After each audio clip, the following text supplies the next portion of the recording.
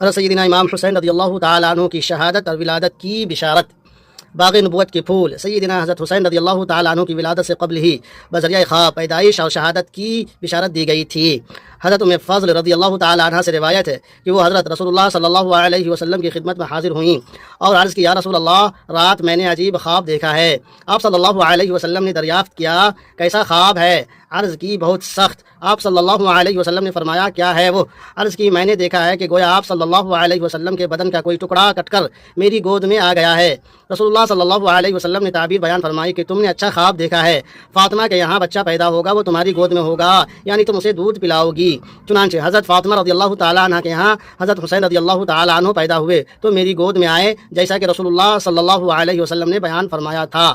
ایک روز میں رسول اللہ صلی اللہ علیہ وسلم کی خدمت میں حاضر ہوئی اور حسین رضی اللہ تعالیٰ عنہ کو میں نے رسول اللہ صلی اللہ علیہ وسلم کی گود میں ڈال دیا۔